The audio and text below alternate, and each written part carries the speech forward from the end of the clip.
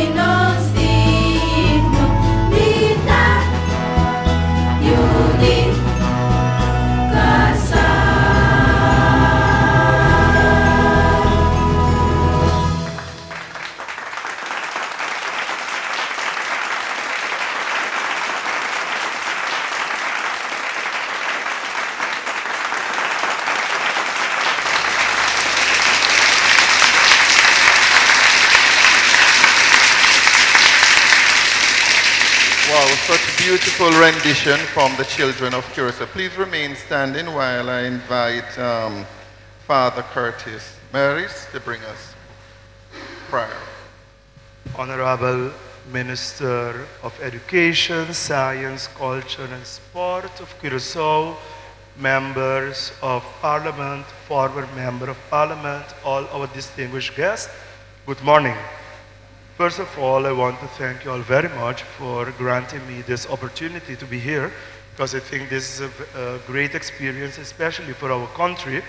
As I remember also when I was studying in Trinidad and Tobago, we made use in our the name passed me by.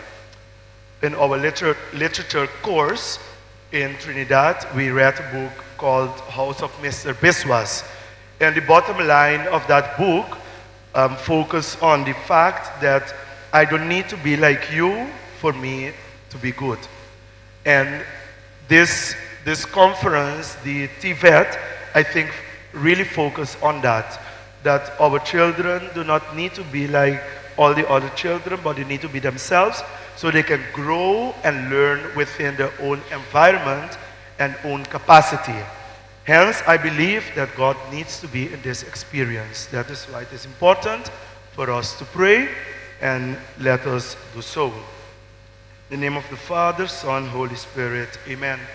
Heavenly Father, we want to thank you, we want to bless your name, we want to praise you this morning for this opportunity to be here standing in your presence. We want to thank you for all those people that came from abroad, our speakers, to help us foster greater education system in our society. Dear Lord, we know that if you are not with us, in vain do we labor. Hence, we ask you that from your heavenly place, you send down your blessings upon this conference. You grant each person that partake at this conference the opportunity to understand but also to grow in wisdom and knowledge, and to help our children, our youth, to experience greater understanding in their vocation, the call that you have placed in their life. And so we ask you that you may bless this conference and allow that all the experience in this conference will give you grace, honor, and praise. And to our community, it will bring benefits, growth, and continue learning process. We bless you, we thank you, and we ask that indeed you may bless us in the name of the Father, Son, Holy Spirit. Amen. May God grant you all a wonderful experience in this TVET conference. Thank you, Father. You may be seated. Before I introduce the Honorable Minister, I'm going to ask the following persons to come to the platform. Leading the Jamaica delegation from the Ministry of Education is our own Miss Dr. Grace McLean, Chief Education Officer in the Ministry of Education, Jamaica.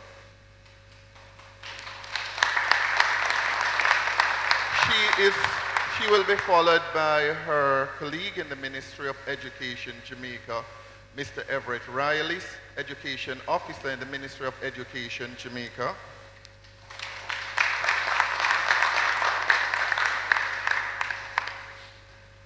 Leading from CARICOM, Commissioner Paulette, Dr. Paulette Dunn-Pear, Commissioner of CARICOM, TVET sector.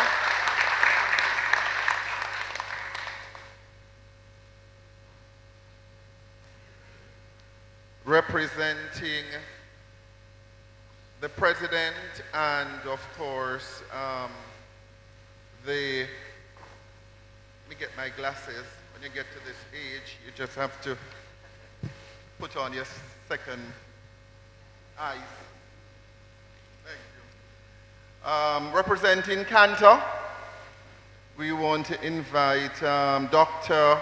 Henderson Eastman, Vice President of Cantor and Executive Director of the Barbados TVET Council.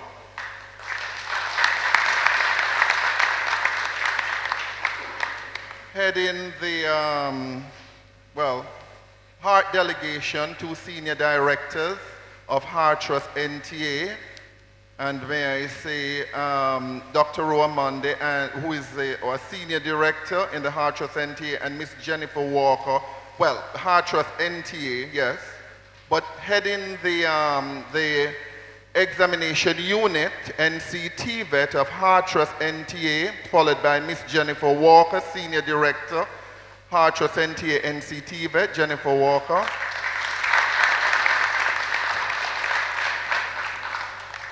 Falling under the Heart Trust NTA, Jamaica's only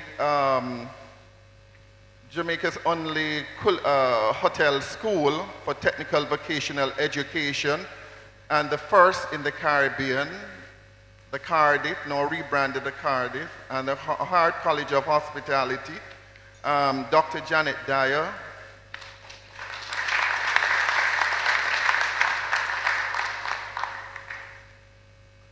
And representing the Caribbean Premier and only Caribbean Maritime Institute, Dr. Fitz Pinnock, President, Executive Director for the Caribbean Maritime Institute of Jamaica.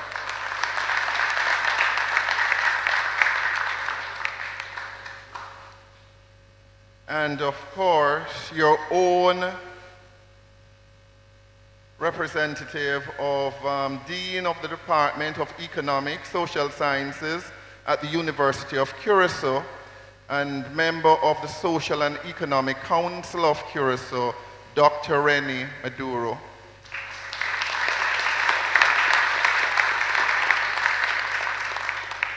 And I know you're all wondering, who is this person behind the microphone with this different accent?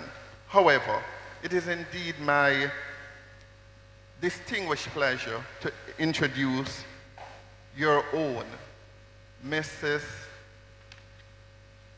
the Honorable Irene Dick, Minister of Education, and so many other titles that we in our own country have ministers separately for. But let me invite her, and I guess she'll give you the brief as to who is this person behind the microphone. Minister, over to you.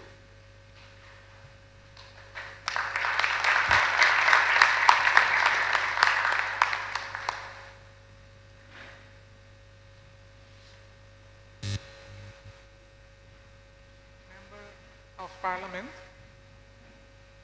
A colleague minister was also supposed to be here. Government of Bonaire, represented by the Commissioner of Education, Mr. Benito Dix. Most valued speakers from Jamaica, Barbados, Guyana, Toronto, and Curacao. And our respected chairman, Dr. Cornwell. How come someone from abroad is our chairman? I'll keep it short because we are in time constraints. Dr. Cornwell was one of the presenters at the Conference of Tibet in Jamaica. Two of our ministry was also participating at this conference, the second conference of Tibet. Mrs. Suzanne Darmanie van Heijdoorn and myself. The reception was so perfect. All over, most of the people sitting here came up to us and offered their help. Because as we expressed that we did not know much, almost nothing of Tibet. And as I said, I'm going to keep it short. One thing came from this conference is Dr. Cecil Cornwell kept on telling us, if you need help, we will help you. And here is the help that we got. He contacted me and offered to organize, during our conference in Jamaica, to organize a conference in Curacao. And this is the conference we have here. Later on, we will get the biography of each of the presenters, and I think we will present Dr. Cornwell also when he will be presenting to you. We want to welcome each and one of you to our first Tibet conference. We have come together today to step up our efforts in education of Curacao, turning from challenges to opportunities. Delivering education is a universal principle requiring universal involvement. That's why we are gathered here today, and we hope to see us break new ground in pinpointing specific areas of consensus and lines of action. We have two main aims. First, to look at how countries with support of international partners can overcome barriers to equitable and good quality education. And second, to reflect on how we can secure a strong place for vocational education of Curacao in the ongoing debate. Education matters around the world. Education matters in Curacao. And for many reasons, education matters for all of us. That's why we are here. For the many children with no schooling, for too many children who fall to finish school or who lack the basic skills to be able to get a job. That's why we are here. Yes, education matters to all of us in Curacao. Education is one of our top priorities. We need to reshape our education. Education is the best possible investment against exclusion, inequalities, and poverty. Research estimated that if all children in all poor countries could read, global poverty would fall by 12%. With your effort, our effort, and joint effort, and finance invested in education and skills generates returns at least 10 times greater for economic growth. Education is the key to development, to nation building, to crime prevention and active citizenship. We all know this. Again, that's why we are here. But knowledge alone won't make many education challenges we face go away. Building opportunities in education requires complex solutions tailored to international education systems. Further commitments are needed, but we cannot achieve the impossible with limited resources and with other development priorities to pursue. Hence, the need for our concerted action. There's a lot to be done. And we need to succeed, as we mentioned, because we need to work together. So let us get to work. Thank you.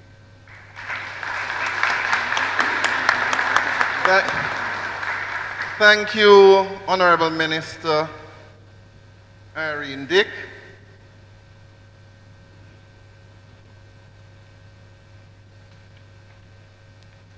I guess it's my time to do the remarks.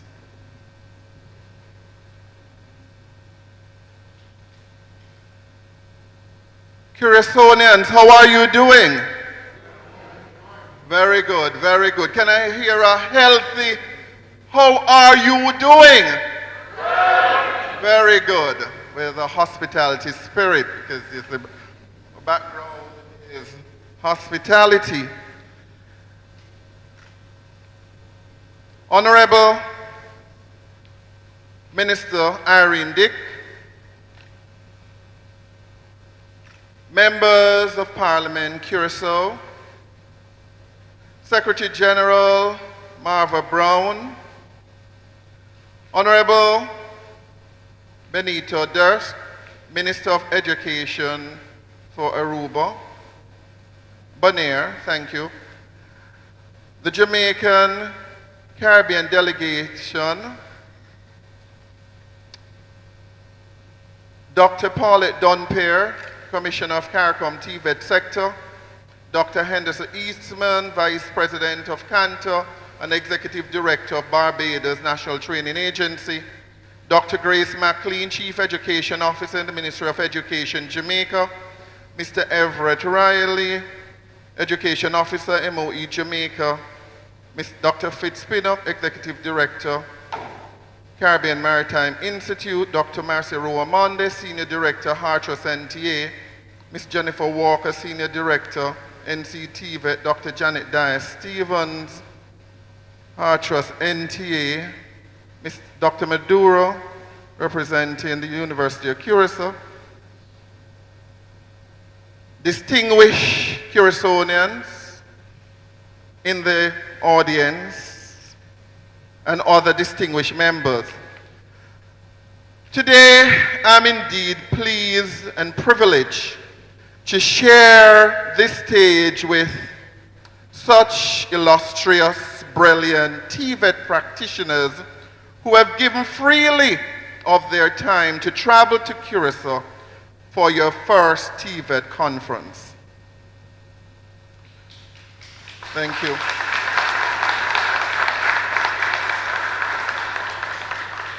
I met Honorable Irene Dick in Jamaica at Jamaica's second TVET conference, and I promised her and her assistant that I was prepared to give of myself and time in helping her ministry and by extension the people of Curacao to have their first TVET conference, and today I'm happy it's a reality. I want to thank the Prime Minister of Curacao and the Curacao Parliament, ministers of government, for actually granting the resources and permission for this conference to be etched in the annals of history.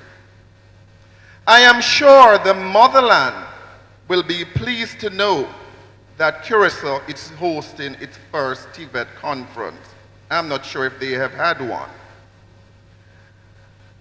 I am indeed happy that Curacao is not far behind in launching its first TVET conference, as UNESCO is hosting its third and Jamaica has just completed its second. So clap yourself.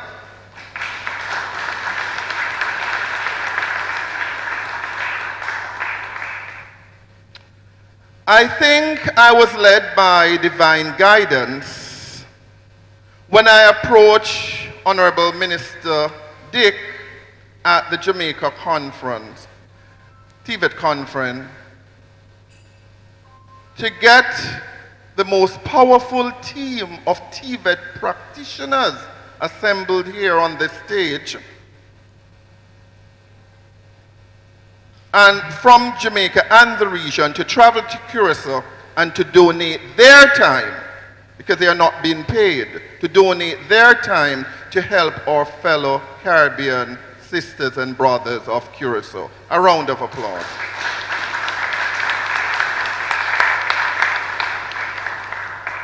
Ladies and gentlemen, the world-leading industrialized nation, it is imperative for me to put this conference into context. The world-leading industrialized nations such as Germany, Netherlands, to name a few, has made TVET education the center of focus for the nation's economy.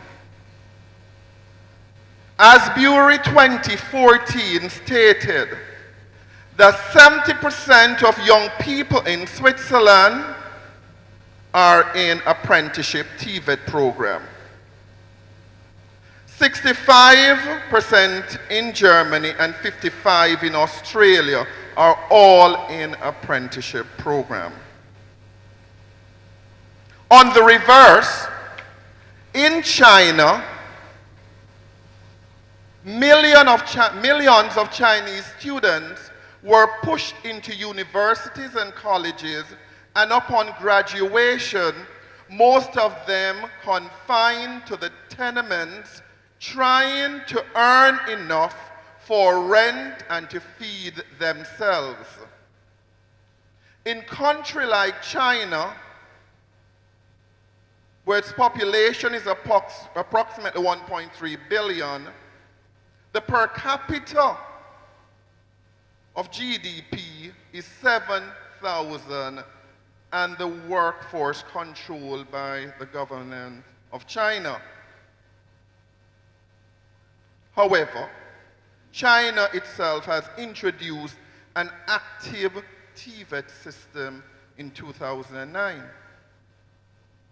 Ladies and gentlemen, the time is right for Curacao to embark on revitalizing the strategies for an active TVET operational structure, to engender a robust agenda to reduce the high youth unemployment.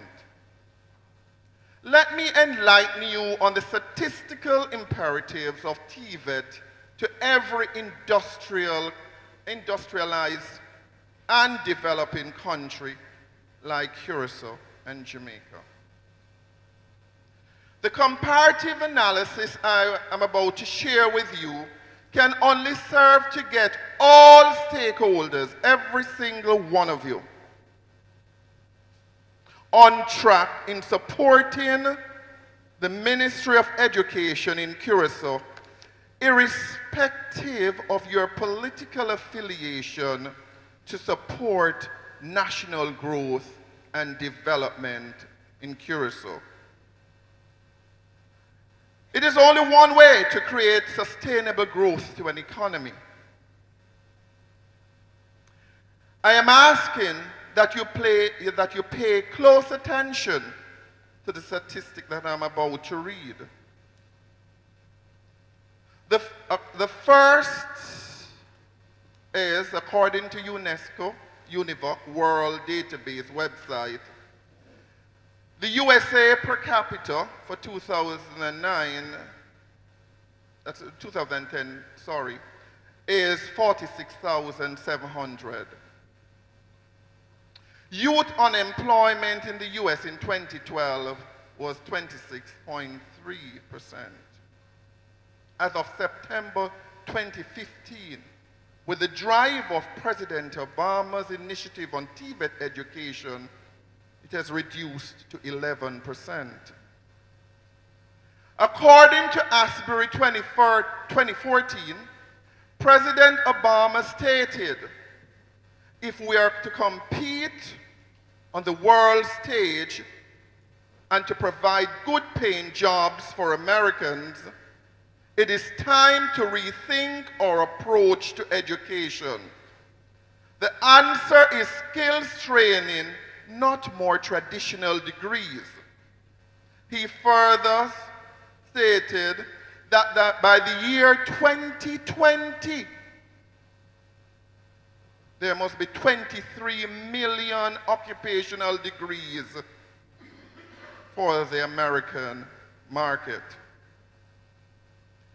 As you may have known, Germany has a leading TVET model in the world. They have a per capita of 41,000 and a youth unemployment in 2010 as 15.6%. However, today, August 2015, it's at 7%. October, thank you. No, that should say August 2015 based on the research.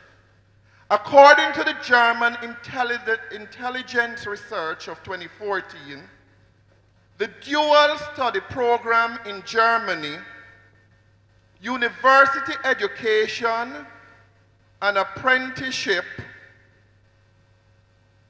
program rose from 512 programs to 1,014 TVET programs in 2013.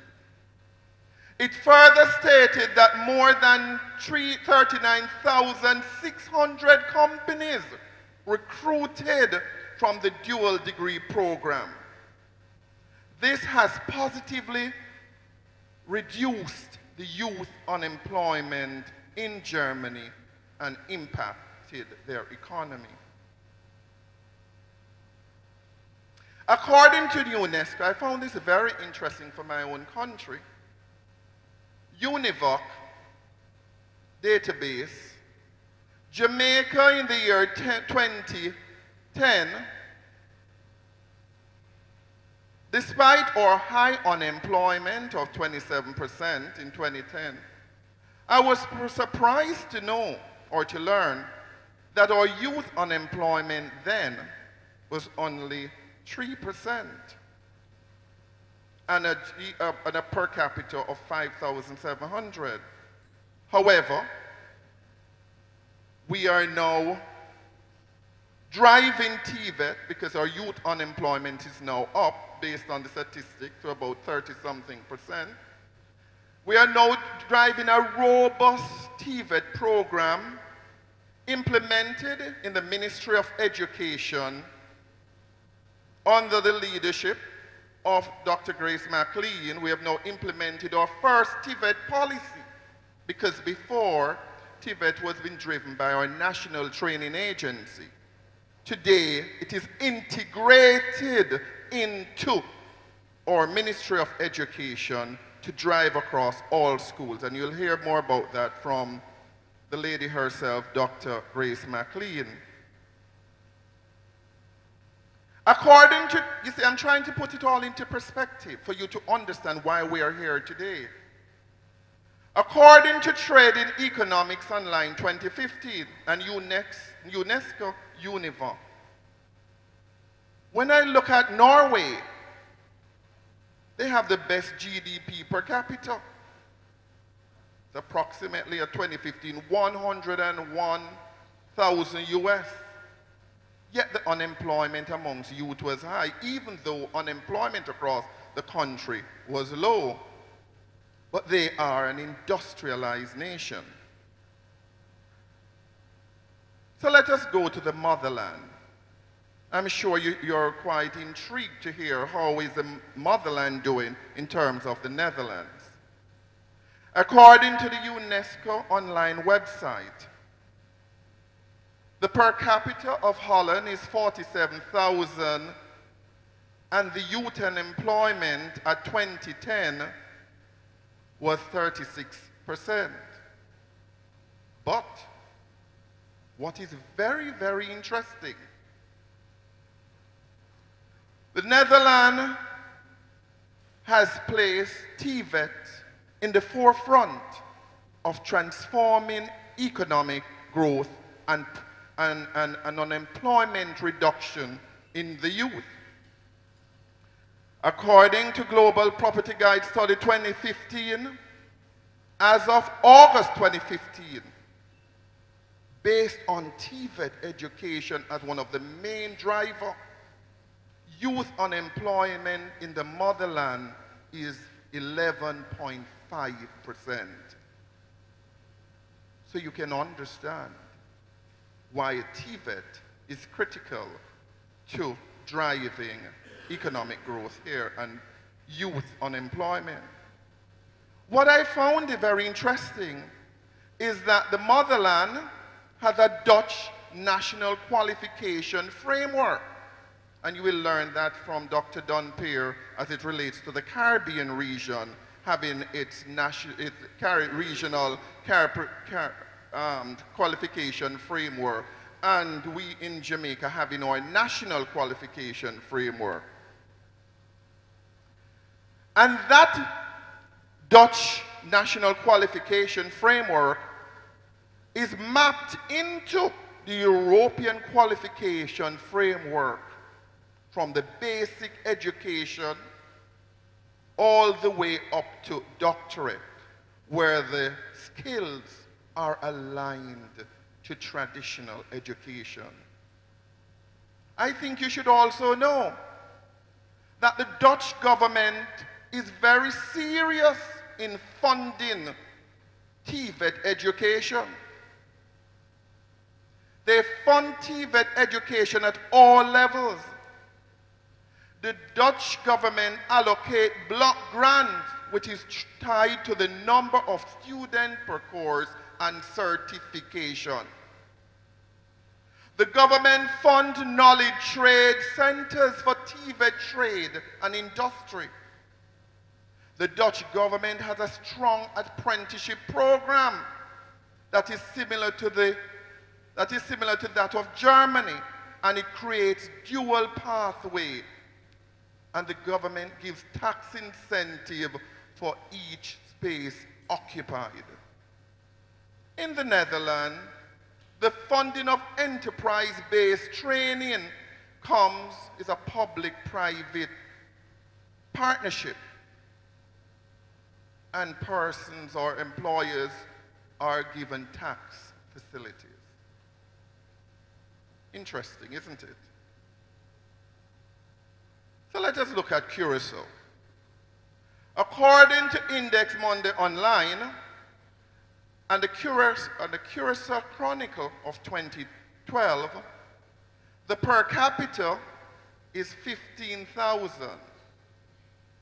So you're doing well, not too bad economically. However, Your youth unemployment is trending between 25–30%. And it clearly states here that the ages of 15 to 24 does not work. The study then showed that there's a symbiotic relationship between a country's GDP per capita based on a sustainable economic performance and a robust TVET education that definitely impact low youth unemployment and economic performance. I therefore charge every stakeholder and every citizen of Curacao to please support the implementation and the operationalization of a robust TVET education to drive down the high youth unemployment in your country. In closing, may God bless this conference and by extension the people of Curacao as you search to develop a sustainable TVET practice and culture. Good morning.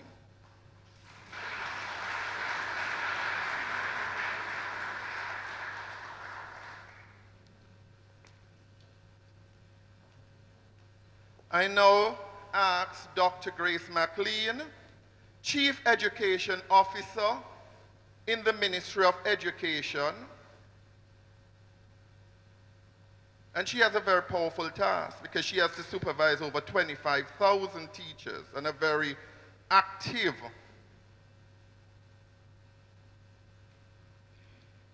Ministry of Education.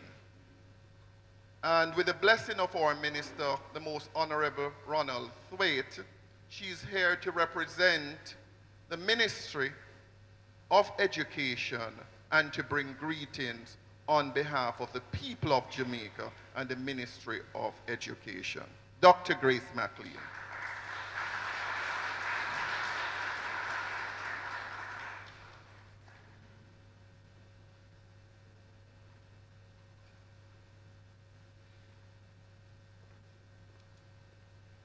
Thank you very much, Dr. Cecil Cornwall.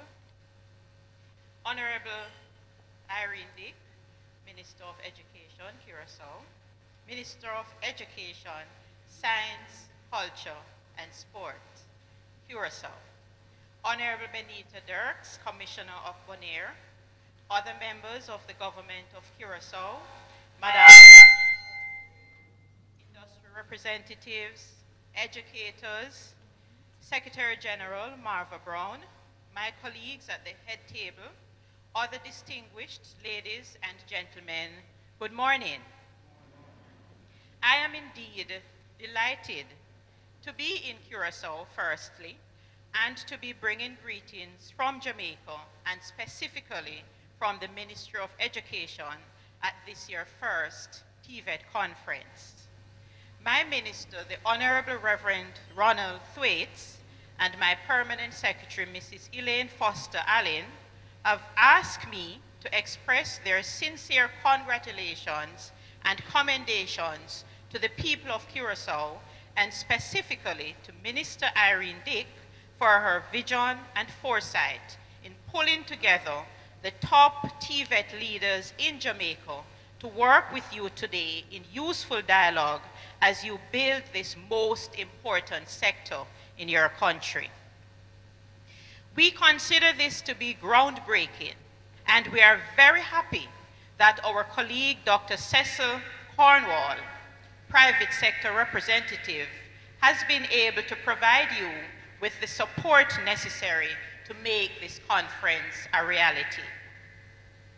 Over the last 30 years, Jamaica has moved incrementally in the integration of TVET within the Jamaican education system. This, however, ladies and gentlemen, has intensified over the last 4 years, and today we boast the implementation of several policies and initiatives within Jamaica education system. We currently have a policy where all students completing at least one TVET subject in an exit examination at the end of the secondary level, whether it is grade 11 or grade 13. We have a policy where all institutions in Jamaica within the next 2 years should have, as a part of their suite of subjects, at least 3 TVET subjects. We are in the process of integrating TVET in the curriculum from early childhood to tertiary, and you will hear more about that in my presentation. Today, we have over 150 of our 167 secondary level institutions pursuing TVET subjects, in some cases up to 7 of these areas. We have, over the last 4 years, introduced 13 new occupational skill areas at the secondary level, and I know that Curacao would be familiar with the Caribbean Examinations Council, but we have also implemented programs through the National Vocational Qualification of Jamaica, as well as the Caribbean Vocational Qualification.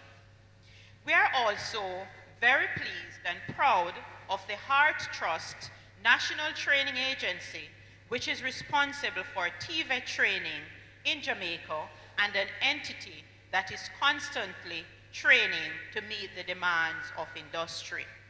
We are also very proud of the Caribbean Maritime Institute, which is a TVET institution, though not considered in the traditional sense to be one as it relates to the structure within Jamaica. But we are proud of this institution now leading the way in positioning the maritime sector as an area of growth all over the world, but also to ensure that Jamaicans see a different side to the development of occupational areas to boost, of course, employment and the improvement in the economy. Ladies and gentlemen, this bold initiative that you have taken is a significant step in the right direction. There can be no turning back now. We are prepared in Jamaica to provide you with the necessary support that you require to build your TVET system. And of course, this will be demonstrated through the various presentations that will be done by my colleagues today and myself, and also the literature that we will make available for you to utilize.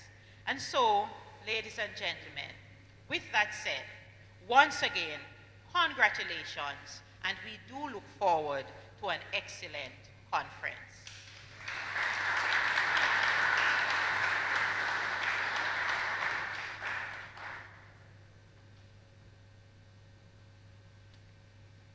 Thank you, Dr. Grace McLean. At this time, we're going to be inviting one of the Caribbean leading, TVET guru, a product of Jamaica, one that has built the examination or assessment body in Jamaica, NCTVET, long before the Caribbean was ever energized or sensitized about TVET education. To know that she is working with CARICOM in developing the other CARICOM nation TVET system, I'm indeed pleased and honored that she has also taken the time out to travel from Canada to be here with us, where she now resides, to share with you and to bring message on behalf of CARICOM TVET sector. Dr. Paulette Dunper.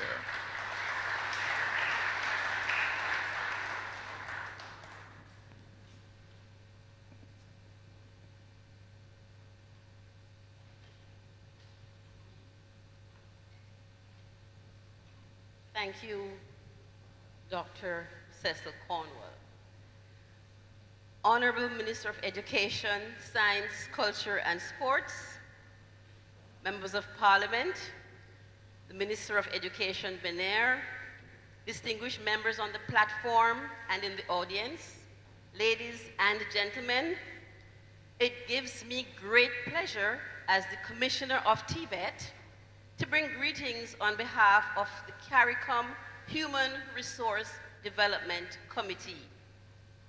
This committee is comprised of commissioners drawn from the education and the training sector throughout the Caribbean region, with representatives from early childhood education, the primary, secondary, and tertiary sectors, CXC, and critical to the committee, the TVET sector. Given the less than desirous state of education throughout the entire region, members are now charged with developing a CARICOM 2030 Human Resource Development Strategy, which is intended to further support the harmonization and improvement of education across CARICOM member states.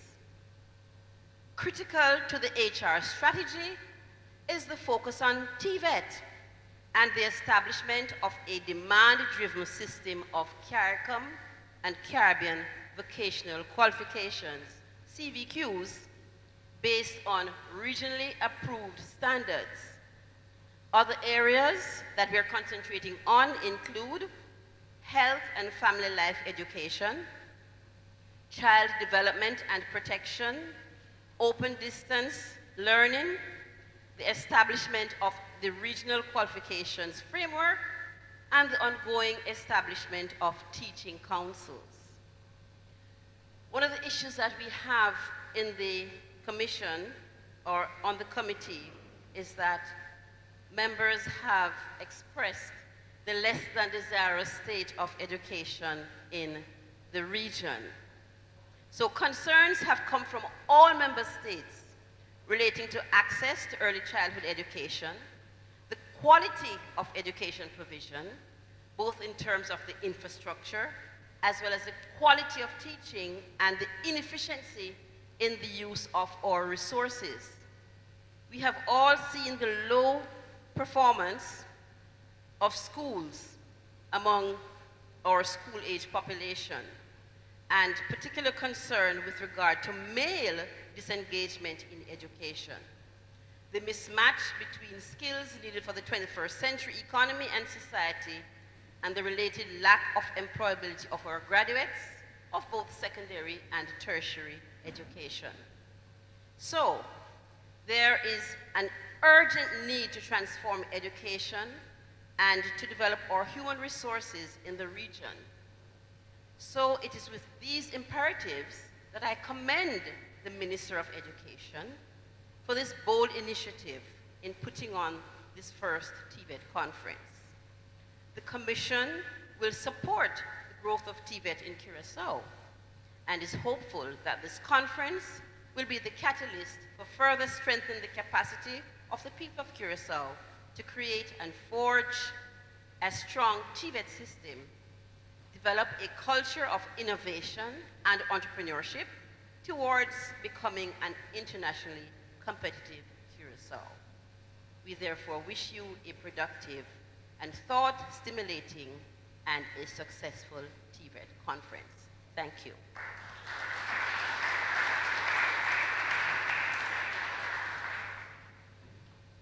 Thank you, Dr. Dunper.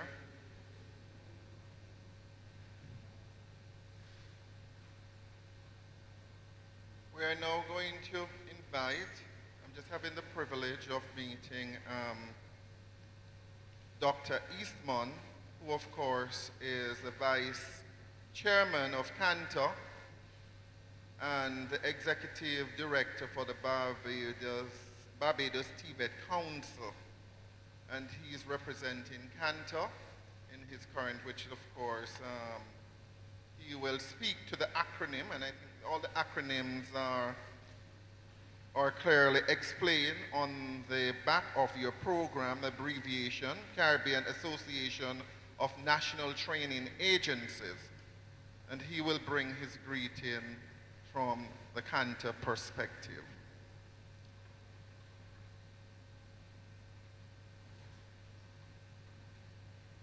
Honorable Minister Irene Dick, other members of Parliament, Curacao, Commissioner of Education for Bonaire. I'm particularly pleased to be here on behalf of the Chair of Cantor, Dr. Wayne Wesley, who has assigned me the task of bringing greetings on behalf of Cantor. Cantor is the Caribbean Association of National Training Agencies. And through a mandate from CARICOM, all CARICOM states are to establish training authorities. Some go by the name National Training Authorities, and some go by the name TVET Councils. What is happening across the CARICOM states now? There is a focus and a refocus on TVET, and governments are using TVET to build their human resource capacity. Why? In the English-speaking Caribbean, there's a heavy dependence on tourism. Sounds familiar? Financial and other services have become unstable, those sectors. And they've been reading about Curacao. Sounds familiar? Unstable oil prices. I know you were into oil refining. And the financial crisis have all led to very sluggish economies, high unemployment, and youth unemployment, especially in the region of 15 to 40% in some territories. And therefore, there is the need for diversification of our economic base. And across the territories, we have been concentrating on new and emerging sectors and building capacity in the existing sectors. The health and wellness sectors have been getting some attention. The creative and cultural industry sectors have been getting attention. There's a refocusing on agriculture and bringing lands back into production with the emphasis on food processing and packaging, and creating linkages with the tourism industry, because we usually bring the tourists to the region and then we spend almost all the money feeding the tourists, and we have a high import food bill. We need to reduce that. And of course, the energy bill. The energy bill is high, so the focus on renewable energy sectors. In some territories, this is photovoltaic installation and maintenance and wind power. In Barbados, we are concentrated on that. I think in St. Vincent and Dominica, they are focusing on geothermal power. And I think I hear Antigua is talking about wave power. Guyana is still talking about hydroelectric power. Also, there's a focus on developing capacities in the ICTs. These are some of the leading industries in the world. We're talking about digital animation and graphic arts. In a nutshell, that is where the activity is in the CARICOM region as we try to rebuild our economies. And where does Cantor sit? Cantor's work is the implementation. We are the implementing arm of the regional coordinating mechanism for TVET, which is a subcommittee of CARICOM. And we are currently implementing and monitoring the recently revised regional TVET strategy. We have developed a system for quality assuring the NTAs and TVET councils to offer CVQs and NVQs. We develop a procedure for that, and to audit them every 5 years at least. We quality assure standard development and certification with respect to the CVQ across the region. And we provide support in terms of training and capacity development to the NTAs as required. We do this from Jamaica in the north, Guyana and Suriname, yes, Suriname in the south, Belize in the west, Barbados in the east. We also lead TVET policy in the region and report to RCM TVET. and CARICOM. At our next Canton meeting on Tuesday, we will be hosting a delegation from Haiti. Haiti is coming to see us with some support from the Caribbean Development Bank. So it is good to see that Curacao is in line with what is happening in the region. Belize or paths are similar. And I dare say that the current chair of CANTA is from Hart NTA. When CANTA started, it started with the chair being, it is now back with Jamaica. It's been going around, but it's now back with Jamaica. And I can say that you are in good hands. Hart Trust was in the forefront, and we have all in the South drawn from expertise and we still are drawing from the expertise of Hart Trust, one of the leading NTAs in the region. So on behalf of the chair of CANTA and the other NTAs across the region, we stand ready to provide support to the ministry here in Curacao. You can call on us at any time. And we wish you a successful conference. And to my stakeholders and colleagues in education and training, the time is now. I do not think that the education system that we have, the highly academic education system that we have came upon, will do us any good anymore. We have to build our TVET provision, and so that we can provide some work and some future, some hope for the future for our young people. So you have our blessing, and we'll be with you. Thank you very much.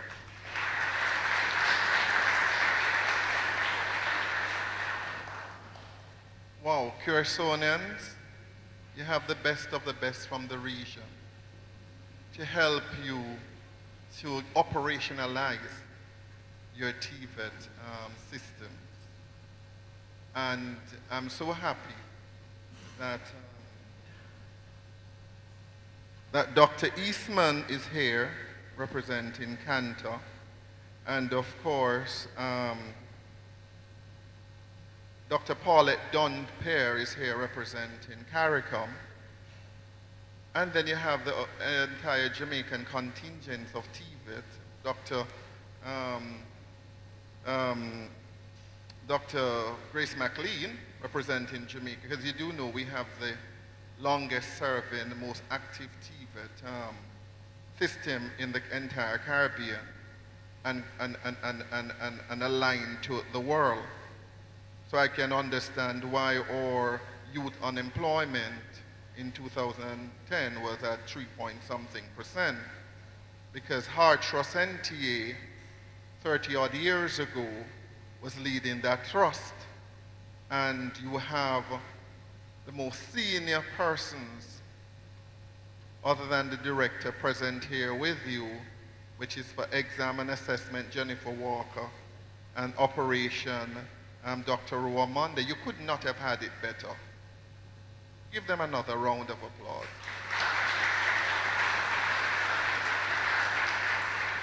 So let us take it home and hand it into the hands of your very own Dr. Rene Maduro, who of course is your Dean of Department of Economics and Sciences at the University of Curacao.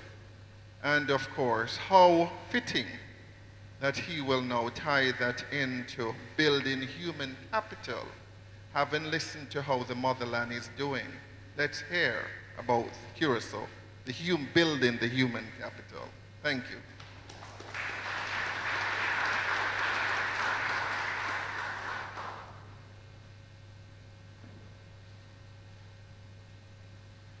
Thank you, Dr. Cornwell. Protocol has been served many times, so I'll start right away with my speech. Well, actually, I have to tell you that as a son, grandson, and great-grandson of carpenters, and being part of a large dynasty of carpenters, I don't know much about vocational technical training. But one thing I remember is that one thing that my father said when he retired almost 2 years ago at 83, that he was very, very saddened by the fact that he could not get young kids to helping out in his shop to learn the trade as carpenter. Well, that's something that saddens you, especially if you consider the results that that may have for your country when you don't have enough craftsmen in your economy. In my opinion, economic activity is the result of the combination of human capital with physical capital. In other words, economic activity is the result of processes that convert mentioned two factors, being human capital and physical capital, into the production of goods and services. It is common knowledge that the accumulation of mentioned production factors will lead to higher production. If there's more physical capital, or the more human capital is involved in production, the more production there will be. Moreover, all the competing schools of economic thought agree that the higher the effectiveness with which mentioned factors of production are converted into output, the more impressive economic growth will be. This effectiveness or the synergy of the two factors is what we call productivity in economic science. In essence, one could say that if two countries with comparable labor forces and with comparable physical capital stock are considered, then the economic performance of the country with a higher productivity will be higher than that of the other country. The reason is simple. Due to the higher effectiveness with which the two production factors are converted into output, the effectiveness, productivity is so the clue.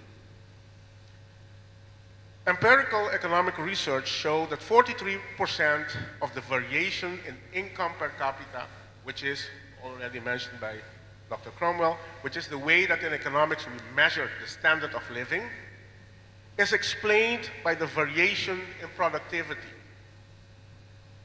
For the fastest growing 1/5 of countries, productivity growth on average 1.3% per year over the period 1960 to 1998.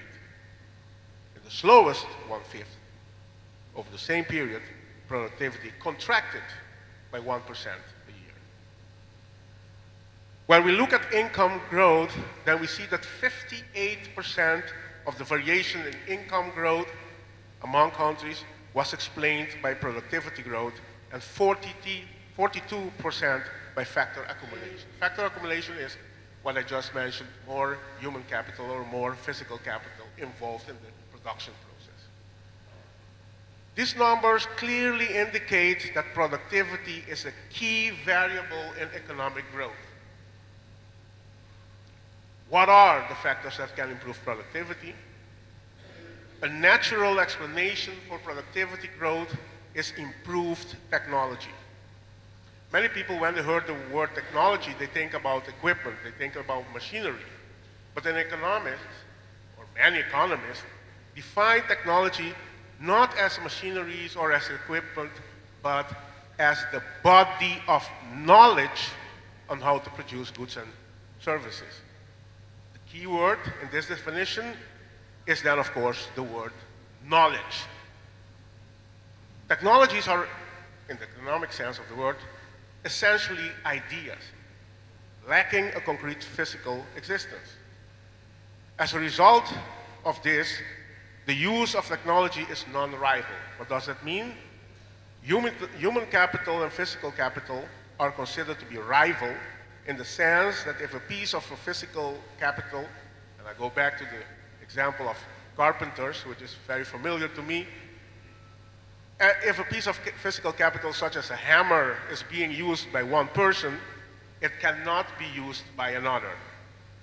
Similarly, a piece of human capital such as an engineer's technical training can be used in only one productive task at the same time. Exactly the opposite is true of technology. One person's use of a piece of technology in no way prevents others from using it as effectively. Remember, the definition I used of technology was, of course, the body of knowledge on how to produce goods and services. Improvements in this body of knowledge mean that the same inputs can produce a larger quantity of output. Thus, technological progress holds a key to continual economic growth. The upside of mentioned technologies' non-rivalry is that not everyone who uses a new technology has to go through the effort of creating it. This brings, of course, major possibilities for developing countries as our countries.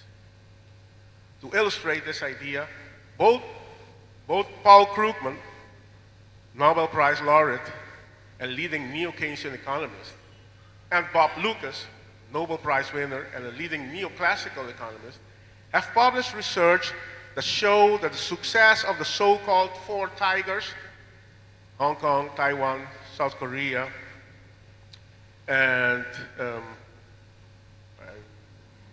missing one now, Singapore, of course, was based on this mentioned upside of the non-rivalry characteristic. In what sense? For example, if we take the case of Lucas, in his article, famous article, Making a Miracle from 1993, Lucas showed in particular the importance of on-the-job training in mentioned process. By heavily investing in their human capital, making them able to access and adopt state-of-the-art technology, they could shortcut their road from developing countries to new industrialized countries, as we call them nowadays, in roughly 30 years. Something that took Western economies centuries to achieve. At the end of last century, to be specific in 1998, our basic technical training program, LTS, as we used to call it, was eliminated from our educational system. This was, in my opinion, a terrible decision considering the quality of this program and the type of craftsmanship it produced. More and more you hear people on the island argue to reintroduce this program. I do not think that it is feasible to reintroduce this program the way it was 20 years ago. It does not seem to make any sense. Technology has developed dramatically since then. In fact, I think one of the major problems in our educational system in Curaçao is the fact that we dwell too much on techniques and operational procedures that have by now become obsolete. An example I like to give on this matter is the fact that when helping my daughter a few years ago with the training for finishing the exams of the primary school a few years ago, I found out that she basically had to do the same things I had to do 40 years earlier. The same type of problems, exactly the same thing. Considering the enormous technological changes that have occurred over a mentioned period, let's be honest, this is ridiculous.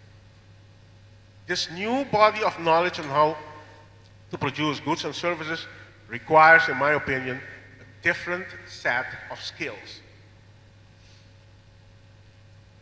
The economic developments we see the last decades clearly reflect the deficiencies in our educational system.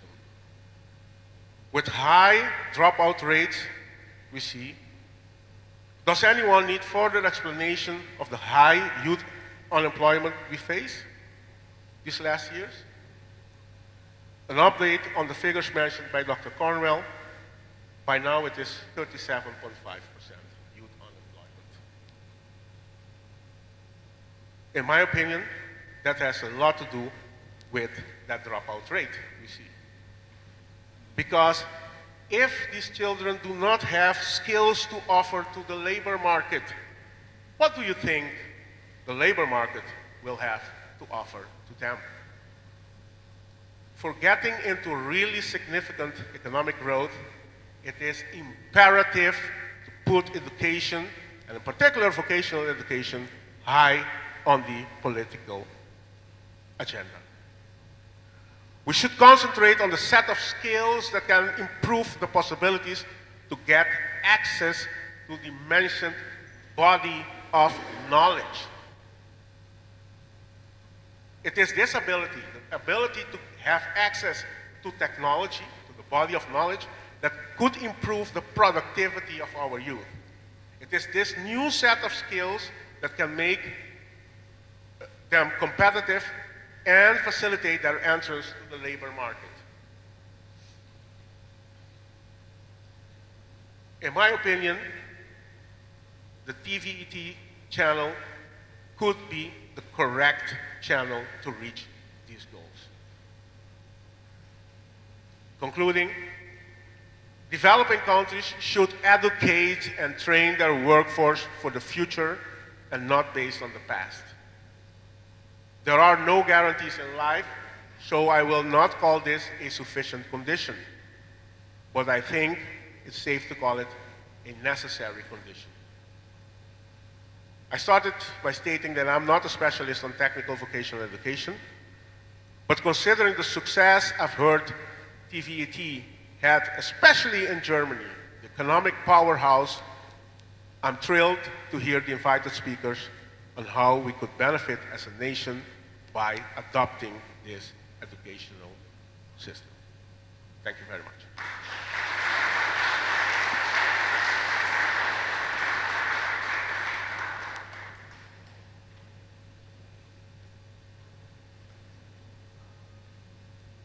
Thank you, Dr. Maduro, in really putting that into context and to actually frame the whole conference as we work to build human capital through collaboration. And I'm particularly encouraged by the turnout of both public, private sector, because it is on this basis of building public-private sector partnership as we move to operationalize TVET in this country. So it is rather encouraging. Clap yourself for coming out and to support this conference.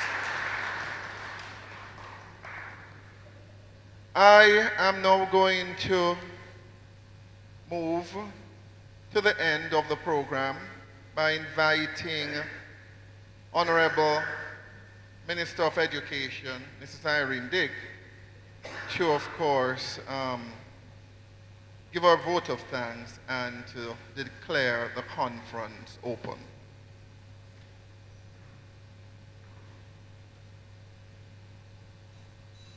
You would expect at the end of the day a vote of thanks. We are expressing the vote of thanks at this official part before we start with the following sessions. So it is my privilege to be able to propose the vote of thanks on this occasion. On behalf of the government of Curaçao, I wish to extend a hearty vote of thanks to all speakers for gracing Curaçao with their important work and for sharing with us today. Dr. Cecil Cornwell, our chairman for the day, without the affectionate hand you extended 5 months ago when we visited the TVET conference, like I said in the introduction, without your drive to contact and convince your colleagues, none of this would have been possible. None of this would have happened. Thank you for doing this, coordinating it, and thank each of one of you.